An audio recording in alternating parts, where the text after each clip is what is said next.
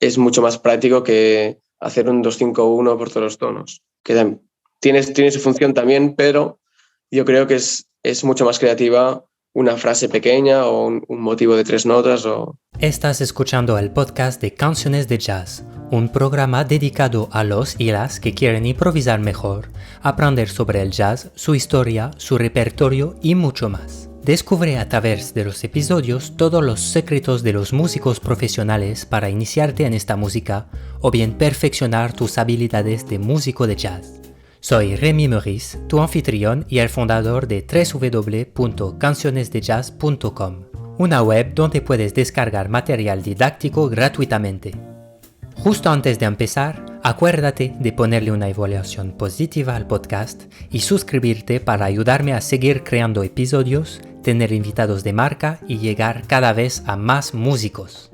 Antes de presentar cómo se debe mi invitado del día, vamos a escuchar un fragmento de su música.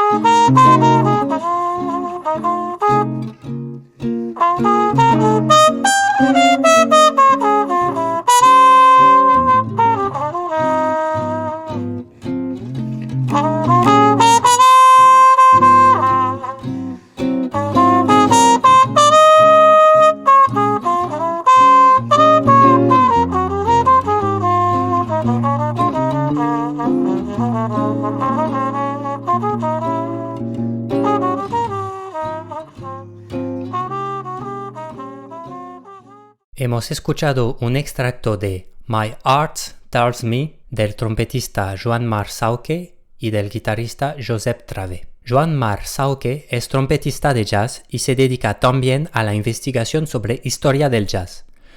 Durante el podcast, Joan-Marc nos explicará las cosas más importantes que le han marcado tocando con la St. Andrew Jazz Band. ¿Qué ejercicio peligrosamente sencillo utiliza para hacer improvisar a sus alumnos?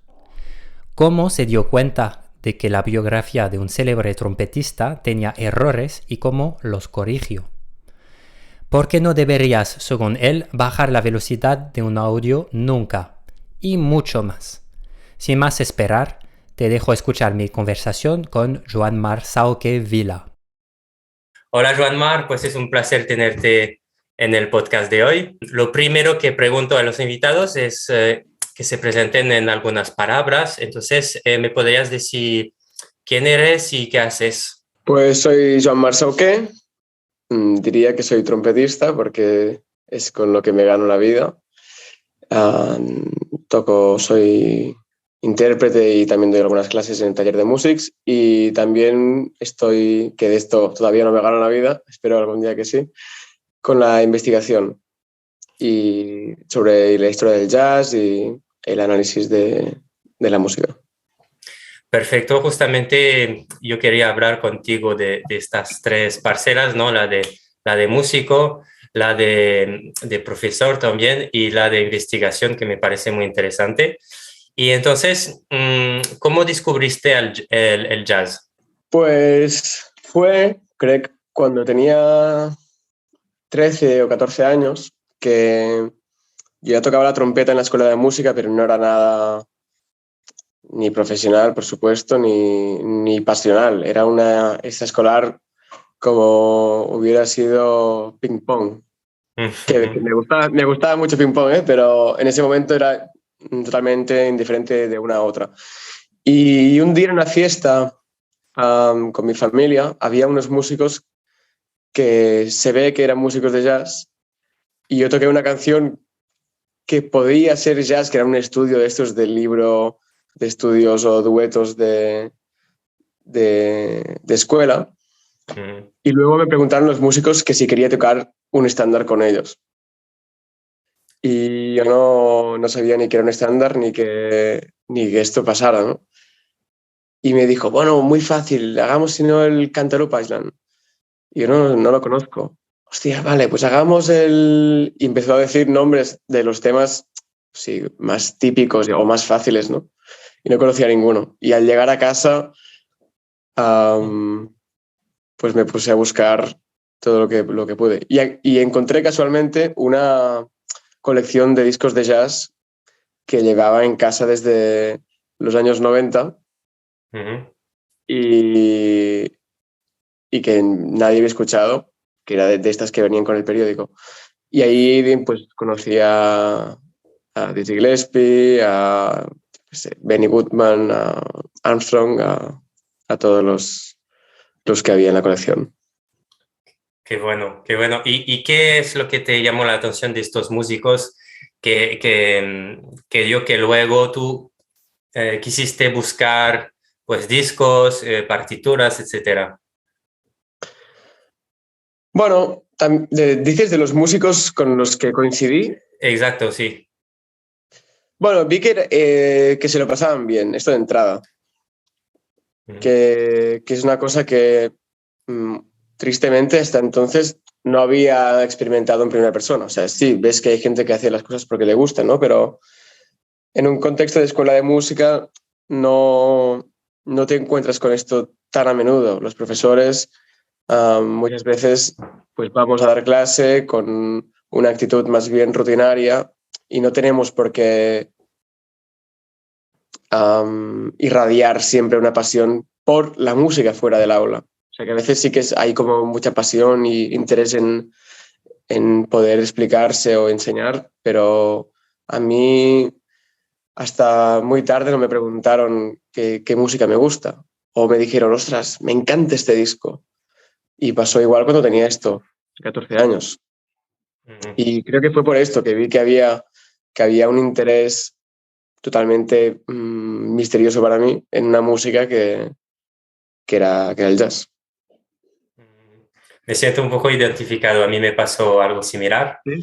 Sí, bueno, más o menos eso también. Vi a unos músicos tocar que eran unos abuelos y me captivó pues esto, que se lo pasaban bien, que luego contaban historias sobre sus conciertos, etcétera. Y entonces, bueno, me siento identificado con lo que me dices. Y entonces tú, luego, después de esta experiencia, ¿cómo has aprendido a improvisar el lenguaje del jazz, etcétera? Bueno, es un camino largo. O sea, después de esto empecé a escuchar música, que creo que es lo que es fundamental para empezar a divertirte escuchando y tocando. Y saber cuál es el lenguaje. O sea, como hablar. No te puede gustar la poesía si no sabes hablar ni leer ni escribir, ¿no? Que son como fases obligadas que muchas veces en las escuelas también se rompe. Es muy, muy típico empezar a leer sin saber cantar casi, o te enseñan la escritura sin saber hacer un poco de música, que con el habla es algo que está clarísimo, pero con la música no. Y luego tuve un par de profesores en la escuela de música que me ayudaron y que me dijeron que si me gustaba esta música, lo que tenía que hacer era irme del pueblo, porque ahí no había actividad. Este fue un gran consejo que siempre le agradezco a Adrià Bausó, que fue profesor mío en la escuela y ahora es el director. Él tenía, igual tenía 30 años cuando llegó de sustituto, energía joven y nada más llegar me dijo, si quieres hacer música, vete de esta escuela porque aquí no hay para aprender improvisación. Y me dio el teléfono de David Pastor y quedé con David Pastor y al cabo de 2 años pues me fui a vivir a Barcelona para hacer el bachillerato. Genial. ¿Y qué ha cambiado? Entonces te mudas a Barcelona y aquí sí que hay clases de improvisación. Bueno, de hecho vine porque hacía unos meses que había empezado a tocar con la San Andreu Jazz Band, también a raíz de David Pastor. O sea, Adrià Bauso me pasó el teléfono de Pastor, hice clases con David Pastor, luego David me puso en contacto con Joan Chamorro y empecé pues a venir 2 veces a la semana, pues entre ensayos y algún concierto que había, a tocar con la Big Band. Y esto fue para mí lo que realmente me puso en un contexto muy positivo para aprender a tocar y a entender que es una cosa colectiva, que hasta ese momento para mí había sido el estudio de la trompeta, el estudio de las escalas y con contenido que Adrián me proponía, porque él sí que improvisa, pero no había un contexto de compartir la música con amigos, era una cosa más bien solitaria. Y aquí en Barcelona, pues por suerte encontré que había más gente que estaba en esto. Claro, porque en la Big Band ves a los otros tocar y además la particularidad de la San Andreu Jazz Band es que son gente jóvenes, ¿no? Claro. Entonces había gente de tu edad y tú veías pues a todos estos músicos y a lo mejor quedabas con ellos, os aprendíais como temas Exacto, sí, conjuntos, sí. ¿no? Sí, sí. No, sí, esto nada más empezar con, con algunos de ellos sí que quedábamos para estudiar, sacarnos temas y había este interés colectivo que a veces se consigue también en las jams, ¿no? Que, ostras, para la semana que viene me aprendo este tema. O quedar y estudiar técnica por parejas, ¿no? Es una cosa que me fue muy bien, la verdad. Ujú. Y ahora que tú eres profesor, ¿qué notas alguna diferencia entre tú dando clases y lo que ves en tus alumnos y que a lo mejor no tienen esta emulación y esta cosa y lo que tu manera de aprender, ¿no? Que era como un poco híbrida? Eh, no sé si es en tus alumnos que no tienen esto, por ejemplo, que no tocan en una Big Band, etcétera, si ves que hay algo que les frena o que hay algo, que hay una diferencia mayor. Ya, bueno, no sé, es que clases, es que depende de cada alumno, porque en el taller de música, que claro, es un centro superior que en principio ya hay este background. En principio digo porque no siempre es igual, ¿no? Pero y hay una parte motivacional que aunque puedas motivar o desmotivar a alguien, en general se supone que si están ahí es porque quieren hacer eso. Y por Mm, eso para bien y para mal hay un poco la afirmación institucional de que eso tiene que ser así, ¿no? Es una escuela, no es lo mismo que hacer clases particulares, que entiendo que la gente vuelve porque quiere. En la escuela hay un punto de programa que son 4 años y durante 4 años vas a estar dando clases y te guste o no, si ujú, quieres el título tienes que hacer los años de clases. Y esto es algo que intento evitar cuando doy clases, o sea, que no parezca, que parezca lo mínimo una escuela, ¿no? En este sentido. ujú, No, la evaluación es una cosa de cada día y no tiene el valor que luego tiene académicamente para mí el examen, ¿no? ujú. Final. No. Vale, sí, es un poco esto que quería saber, ¿no? Como eh, a menudo se habla de lo académico y de lo que enseñar jazz, pues de manera haciendo una escuela, etcétera, con todas las asignaturas, Mm, versus pues aprender jazz, pues de otra manera, ¿no? Como más quedar con gente, escuchar discos, aprender temas y así como sin realmente una dirección académica. ya. Es un poco esto que, de hecho, has contestado muy bien a la pregunta. Y si ahora pasamos un poquito en tu experiencia de músico profesional, eh, ¿tienes en mente una experiencia o algo que te ha marcado de momento, algo que te ha pasado, un concierto, una anécdota, algo así en concreto para entrar en la materia? Pues sí, en realidad la Big Band, la San Andrés Jazz Band fue un principio muy determinante porque yo empecé con 16 años que no era profesional, pero tenías que entender que lo que estabas haciendo era un concierto, que la gente estaba pagando una entrada igual y que tal vez, aunque no sea el público más especializado, tienes que hacer un concierto digno igualmente, aunque tengas 15 o 20 años, ¿no? Y esto fue muy importante para mí porque tocábamos repertorio de Big Band con arreglos originales o arreglos clásicos de la Big Band de Basie o de Ellington, que son papeles difíciles. Y en ese momento a mí me suponía un reto enorme, pues tanto a nivel trompetístico como a nivel de solos, ¿no? Cuando había, pero que tenías que estar a la altura de la altura que tú quisieras estar. También era un poco el reto de cada uno de decir, ostras, yo quiero sonar así de bien y no me contento con sonar más o menos, ¿no? Y esto fue lo que creo que me ayudó a entrar o a entender que era ser músico profesional, aunque fuera una big band de jóvenes. Saber cumplir con un papel lo mejor posible.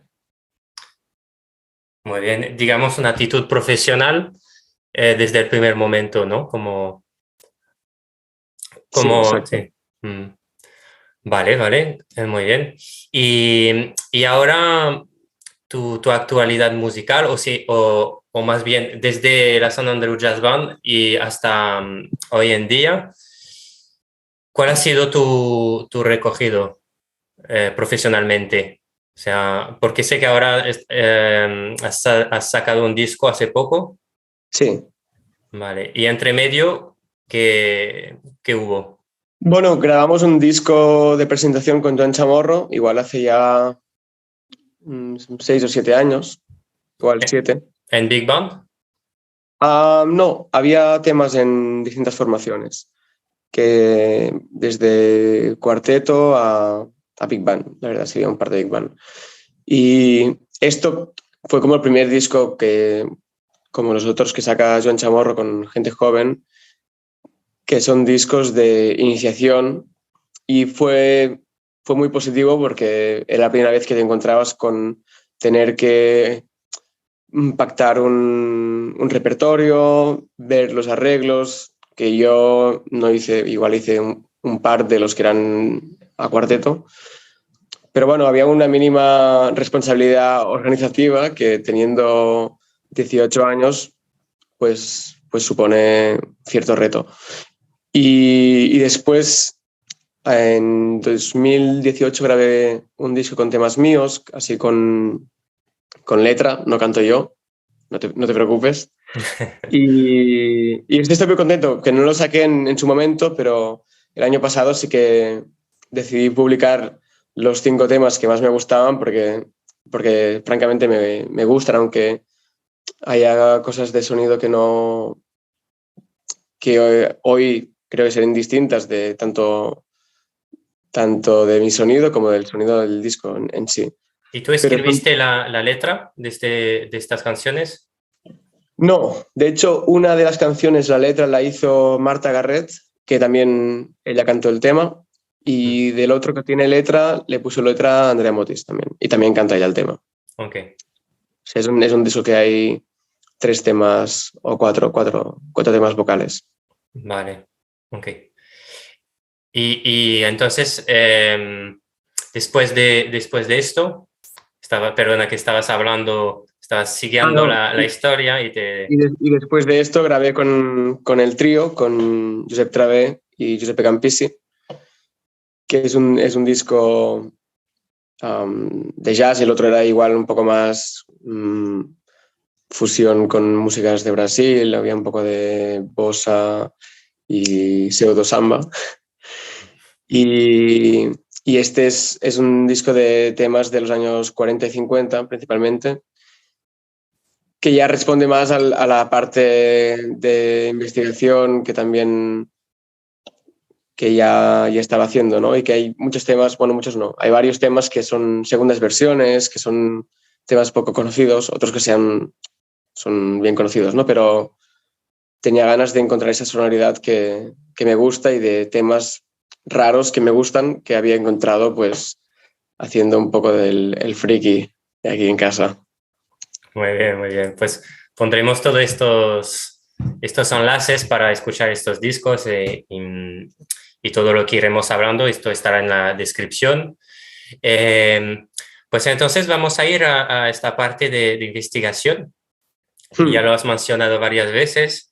¿En qué consiste? O sea, ¿escribes artículos? ¿Tienes cosas publicadas? ¿Tienes un proyecto de investigación ahora mismo? ¿Cómo funciona esto? Pues casualmente hace 2 días que me confirmaron que me aceptan para hacer el doctorado en la UE y la idea es hacer un trabajo monográfico sobre Clifford Brown. Okay. Y este va a ser el proyecto futuro, que voy a empezar en octubre si nada cambia. Y, y paralelamente, pues es un curro que hago en casa de si hay alguna cosa en concreto que me interesa o que encuentro que hay una información a la que tengo acceso y no es un campo conocido, pues de trabajar en ello y darle forma o de artículo, de lo que sea. De momento solo he hecho uno, igual es porque es mucho trabajo y soy joven, pero la idea es seguir con esto. Qué bien. ¿Qué es lo que te llama de esto? ¿Es entrar en la vida de un músico, de algo que no se haya realmente hecho una síntesis de todos los documentos que haya sobre este músico? ¿O es más bien traducción de algo que existe al castellano? ¿Qué es lo que realmente estás haciendo y que te llama la atención sobre todo a ti? Todo empezó, en realidad, por interés propio. O sea, como músico me gusta leer entrevistas de músicos o memorias hay muchos libros de memorias y autobiografías que están muy bien. Y también biografías o estudios sobre músicos. Y empecé hace unos años precisamente con una lectura de la biografía que existe de Clifford Brown, que, que es un librito que tiene unos 20 años. Y de entrada me fascinó. Y igual es que tenía tiempo libre que ahora no tengo. Decidí como empezar a traducirlo. Ok. Como un juego, un pasatiempo, ¿no? Y paralelamente dije, bueno, si encuentras alguna cosa nueva, añades. Y empecé a buscar y me di cuenta que muchas de las cosas que estaban en el libro estaban mal. Y ¿En serio? que empecé como a disgustarme de un libro que me había gustado al principio y que me interesó porque me interesaba Clifford Brown, ¿no? Pero encontré muchas incongruencias y fallos de fechas a nivel cronológico. ¿No? Había un poco de desorden, ¿no? Y a la vez hablaba muy poco de música. Y luego empecé, pues lo que yo buscaba lo compartía en Facebook y tal, y cuando ya llevaba unos cuantos dije, ostras, igual si te lo tomas en serio, mmm, puedes hacer alguna cosa que valga la pena. Y, y con el tiempo, pues acabé un artículo que se publicó en Jazz Hits, que es una revista de investigación sobre jazz que hay en la Universidad de Musikene. Y es un artículo sobre Tad Dameron y Clifford Brown, como su vínculo, que es una cosa muy específica y muy acotada, ¿no? Pero estoy muy contento de que realmente creo que mereció la pena porque hay información nueva y que no está en ninguna otra parte. O sea, esto fue un objetivo cumplido. Qué bien, qué bien. Entonces, bueno, este artículo también está online o está en la Sí, sí, sí. revista. Es de libre acceso, ya te mandaré el enlace. Vale, lo pondré también. Vale. Y entonces, ya como tienes avanzada, digamos, el estudio sobre Clifford Brown, y ahora vas a entrar en el doctorado, entonces, y vas como a ir todavía más allá en esta investigación, ¿no? Y de todo esto, que tienes un objetivo, sacar un libro o hacer una serie de videos, o no sé, ¿tienes algo en mente?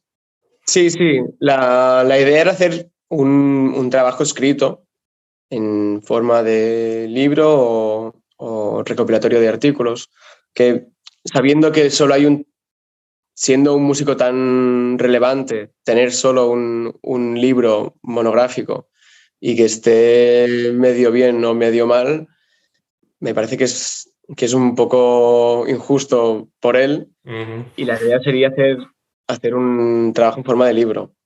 Que me decidí por el doctorado pues porque había mucho trabajo de encontrar información que ya había hecho y pensé que darle este procedimiento más académico lo que haría es que precisamente fuera más riguroso, que es lo que de entrada quería, ¿no? O sea que la parte positiva de hacer un libro es que puede ser ligeramente más subjetivo.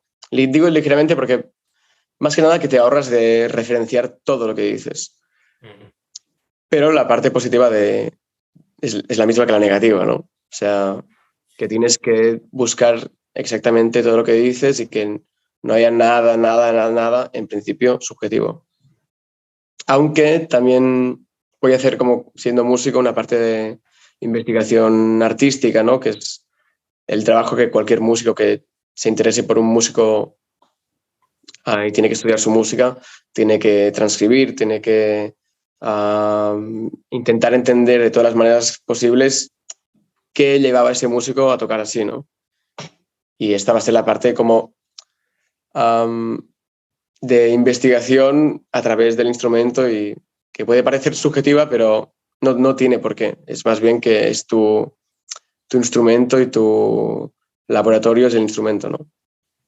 Uh-huh, entiendo. Entonces, puede ser que sea un libro con dos caras, es decir, la parte realmente biográfica, que conectarás con una parte más de análisis del lenguaje desde tu punto de Sí, vista trompetístico, ¿no?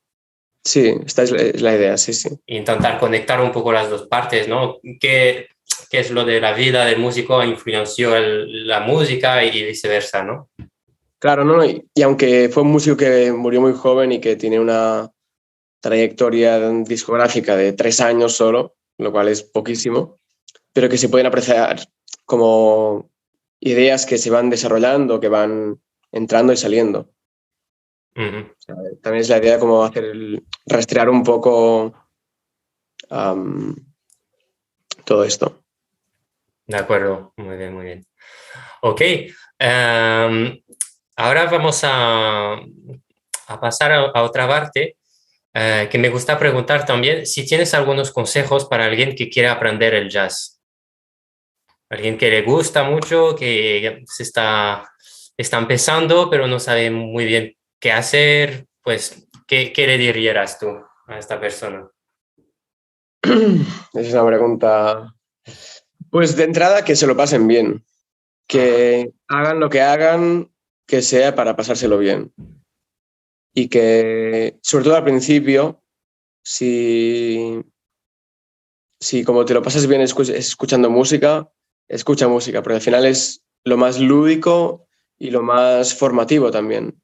O sea, hay muchas cosas que se pueden estudiar sobre el papel o sobre el instrumento, pero que si no se oyen antes y no se han entendido, no puedes recrear un sonido que no has escuchado nunca, ¿no? Y creo que como parte previa y que en muchos de los casos es el origen del interés en una música, ¿no?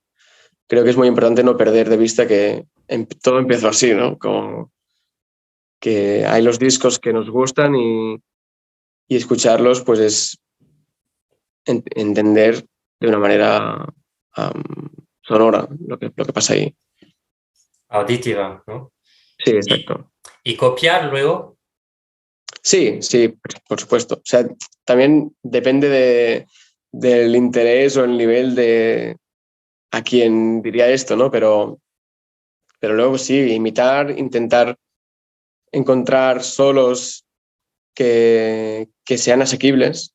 Esto es una cosa que desde que doy clases en el taller siempre, bueno, siempre no, en primero, el primer curso que di, tuve que decidir que en adelante siempre sería así, ¿no? Y que es que cuando los alumnos transcriben, no quiero que escriban nunca, nunca, nunca ningún solo, todo de oído, o sea, la vista es el demonio. Ok. Y, y otra es que no se usen herramientas tecnológicas para facilitar la transcripción. Creo que es muy importante que si no puedes transcribir corcheas a 300, búscate un solo que esté a 150. O sea, teniendo toda la discografía que existe en Spotify o en YouTube o donde sea, me parece un poco absurdo querer sacarse un solo que no puedes sacar. Y por eso Que no siempre puedes les digo, tocar luego, quieres decir, o que no eres capaz de escuchar al punto de poder transcribirlo. ambas, seguramente es lo Ah, mismo. O sea, cuando tú escuchas algo, puedes probablemente imitar. Si no puedes escucharlo, imitarlo es, es imposible. Pero también por una cuestión de fraseo, por ejemplo, si tú tienes un solo que, que igual sí, está a 150 la negra, pero la mitad del solo está doblado y no puedes tocar eso, a no ser que quieras solo sacarte las frases que puedes y tal, no, para mí no tiene nada de sentido ponerlo más lento, porque las semicorcheas van rápido. Es así, es como impepinable, ¿no? Y que muchas veces pasa que si te sacas un solo, que hay una parte más rápida, o no porque sea rápido, sino porque simplemente te quedas por atrás en el tiempo y te cuesta articular tal, te lo pones más lento, no sirve de nada porque no vas a articular como se articula en ese tempo. Que esto en los trompetistas pasa mucho, que si es más o menos lento, puedes articular todo lo que tocas. No sé, Winton, Clifford, Lee Morgan, Freddie Hubbard articulaban todas las notas cuando eran tempos más lentos, ¿no? Y en cambio, cuando es más rápido, la articulación cambia. Y por eso no tiene sentido sacarte un solo rápido articulando como si fuese lento, porque no estás haciendo el trabajo de imitar. No sé si me explico. Sí, sí, sí, sí, sí. De hecho, al principio me costaba un poco entender, porque yo justamente aconsejo justamente pues poner el solo más lento al principio, ¿no? Para escuchar bien lo que está haciendo, memorizar las frases, etcétera. Y ahora de lo que dices tú entiendo que tú dices, si esto se ha tocado a este tempo, pues el músico lo ha fraseado de tal manera porque era este tempo o era este ritmo, ¿no? Y a Sí, lo mejor si lo hubiera tocado más lento, las mismas notas, lo hubiera articulado de otra manera. exacto. Entonces tiene sentido, pues, escuchar la cosa en su velocidad real. Y Claro.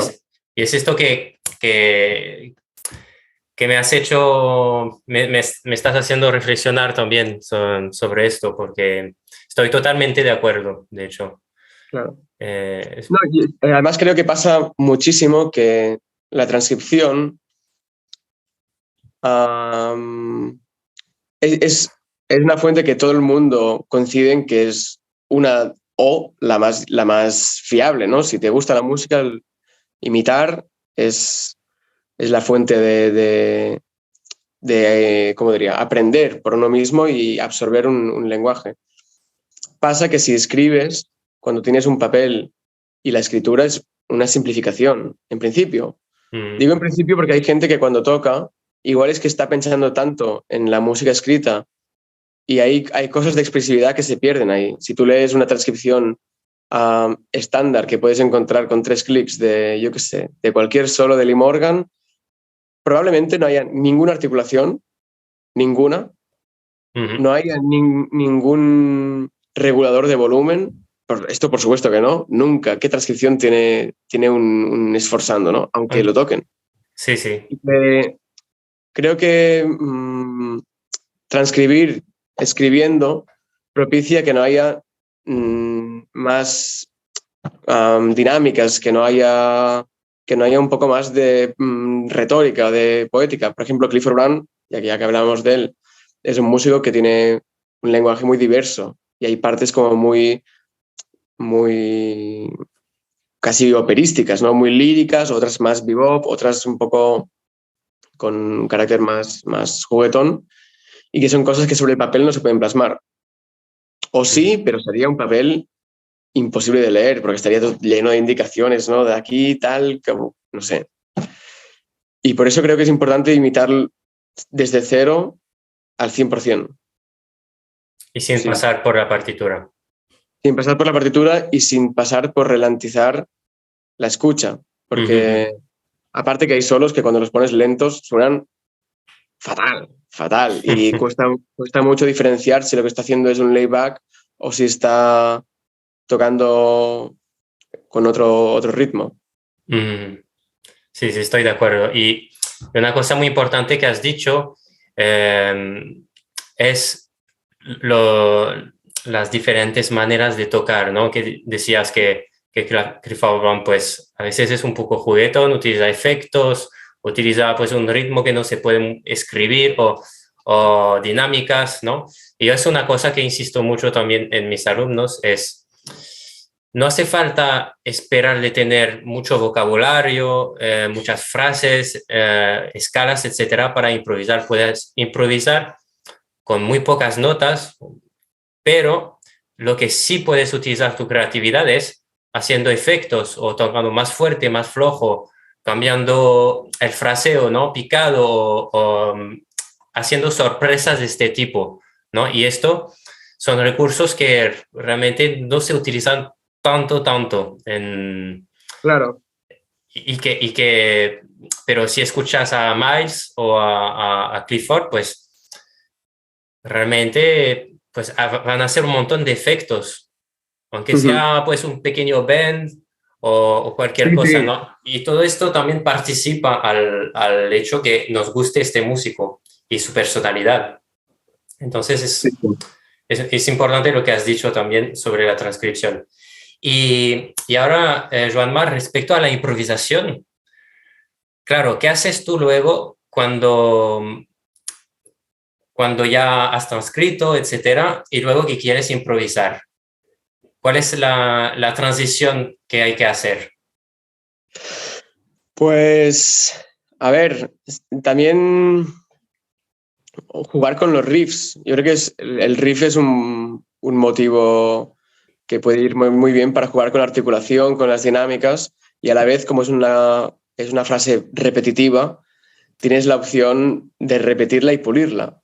Un juego que me gusta hacer con niños con niños o no, o sea, en realidad da igual el nivel y la edad, ¿no? Pero de poner un blues y tocar un riff y que tengan que imitarlo al siguiente bloque de 4 compases. O sea, si tú haces... Vale, el otro tiene que hacer...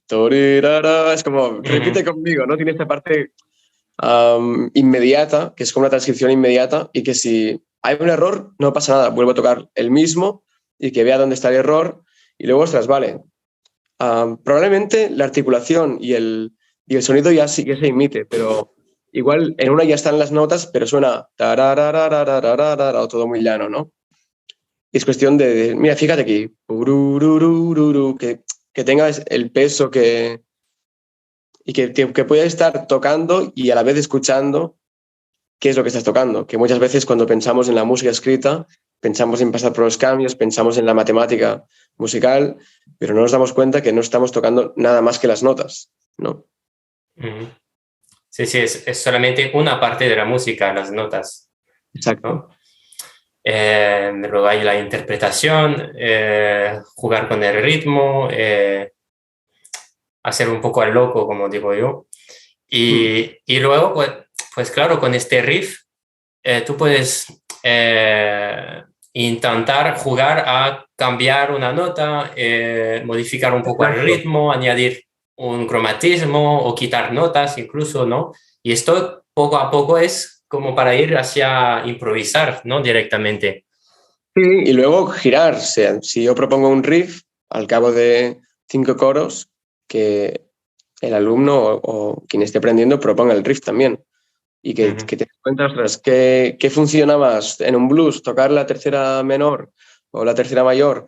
O, ostras, cuando voy al cuarto grado puedo tocar igualmente la tercera menor del tono, ¿no? Cosas de estas que son de percibirlas y sentir que, ostras, cuando pones el, yo qué sé, la sensible no queda bien porque es un dominante y entenderlo por una vía auditiva. Creo que es muy positivo esto.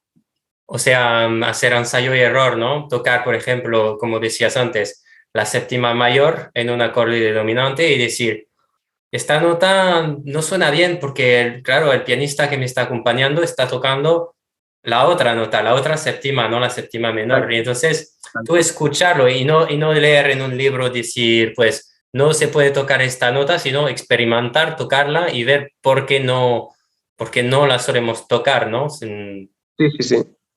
Sí, sí, totalmente. Y que también tiene la parte positiva que es muy gradual. Tú puedes empezar a hacer un riff con 2 notas o con una nota y jugar con el ritmo. Y también la parte rítmica que muchas veces cuando estudiamos escalas, todos son corcheas todo el rato.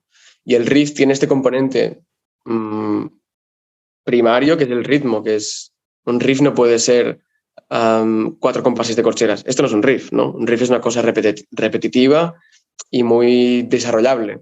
Y también puestos a estudiar más improvisación, creo que precisamente este punto de desarrollar motivos con frases o motivos muy pequeños es, es mucho más práctico que hacer un 2-5-1 por todos los tonos. Que tiene su función también, pero yo creo que es mucho más creativa una frase pequeña o un motivo de 3 notas. Estoy de acuerdo. Y como dices tú, además es gradual, porque empiezas con 2 notas y luego ves que lo puedes hacer con más facilidad, pues añades una tercera, añades más cosas, ¿no? Y luego puedes ir a algo un poquito más completo, ¿no? Es Exacto. buenísimo. Perfecto, Jean-Marc, pues vamos hacia el final de esta entrevista. Quiero saber un poco de tu actualidad musical, dónde se te puede escuchar y cuándo, qué proyecto tienes ahora mismo.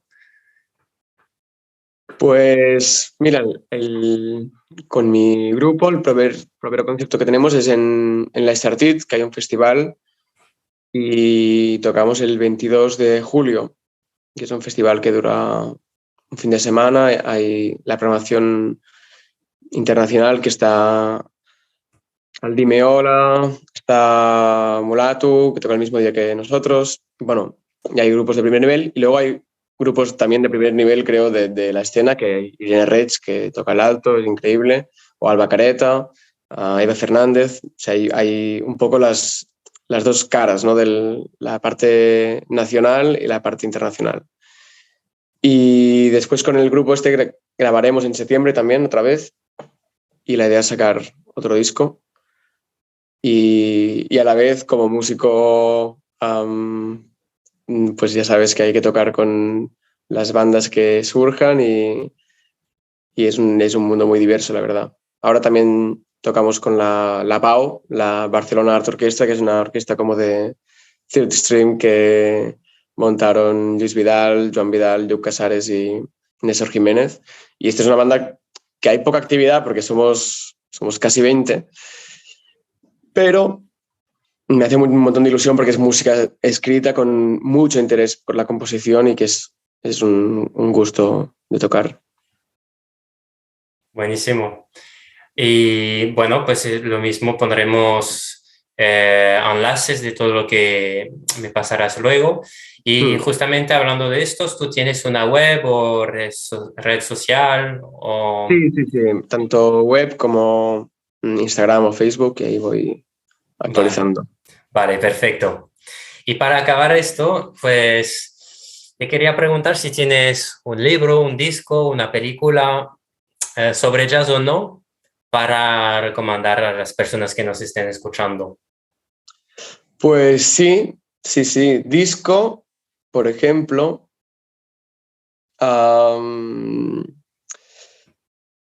Deja de pensar un segundo. Sí, claro, claro. No quiero disparar sin poner la bala primero. Mira, libro, empezar por un libro. Ok. Es un escritor catalán de final del siglo XIX, principio del XX, que se llama Santiago Rusiñol, que es, para mí es un personaje muy interesante y que ayer hablábamos con amigos, ¿no? Que en Barcelona que se vende tanto el sello modernista y Gaudí y todos los monumentos de Domènech i Montaner, el Prado de la Música. Yo me enfadé un poco diciendo, ostras, solo nos gusta el modernismo que se puede pagar una entrada, ¿no? Porque en Barcelona había un movimiento literario modernista muy potente, muy potente. Y Santiago Rossinyol era un poco el padre, era un pintor, escritor y dramaturgo que nació aquí en Barcelona y que fue a París, a Montmartre y conoció a Alex Satie, estaba muy en contacto con toda la bohemia de la época y es un personaje realmente moderno por lo que era el momento y que fue un poco el pionero de esto aquí.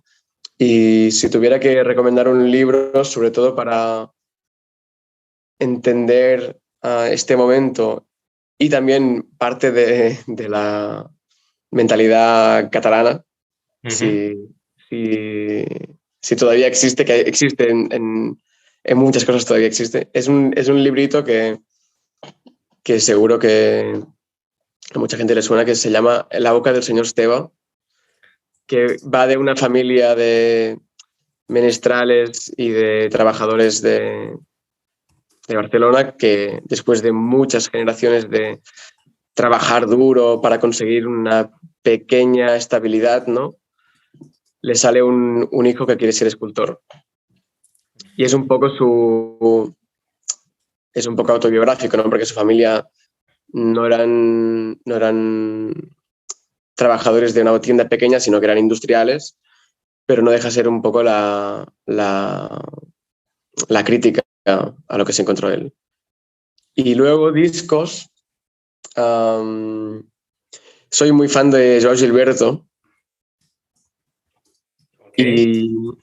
Y de él, si tuviera que recomendar algo, no recomendaría los discos, porque la gente ya los conoce. Recomendaría los directos que hay en YouTube, que son muy buenos. Hay uno que es un directo de 1983, no me acuerdo dónde, que toca zambas antiguas y es una pasada. Y luego hay una grabación de Joao Gilberto también en la casa de Chico Pereira del 1958, creo, que era antes de grabar cualquier disco de los suyos y ya hay todos los temas.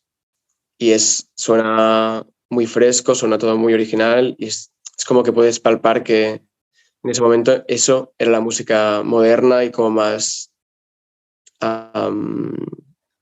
despreocupada, ¿no? Suena muy, muy, muy auténtico ahí. Qué bueno, me encanta también. Me encanta. Y justamente antes de hacer la entrevista, estaba escuchando un directo también de él con Stan Getz. Y es esto que dices, ¿no? Que los discos los tenemos todos en el oído y conocemos los solos de memoria y tal. Y cuando escuchas un directo wow, es realmente otra Sí, cosa. sí, tal cual. Sí, sí, sí. Además, Y no, sí, perdón. sí, tenía una pregunta sobre Santiago Rusiñol. También Sí. los libros son ilustrados, ¿verdad? ¿Tiene alguna ilustración de él? O... Hay algunos. En general no, aunque hay un libro, por ejemplo, que se llama Las Oracions, que este es un libro un poco elevado, en sentido que es un libro de prosa poética, con ilustraciones y con música escrita. Que esto era una cosa muy innovadora en su momento, porque es un libro de finales del siglo XIX y ahí hay partituras de música, en general creo que es para piano, pero hay una cosa con coro también. Pero no, en general son novelas o teatro. Vale, ok. O sea, él pintaba, pero él era pintor al óleo. Ok. Porque tengo un libro justamente en casa que siempre digo, tengo que leer este libro. Y siempre me llamó la atención porque había algunos dibujos y tal, y lo tengo pendiente. Pues por eso quería saber si... Igual, bueno, no sé, hay uno que se llama Desde el Molino, igual es este. Este tiene ilustraciones, no sé si de él o de Ramón Casas, que era un amigo suyo, que son sus crónicas cuando vivía en el Molín de la Galette, porque él estuvo viviendo en Montmartre en el altillo del molino.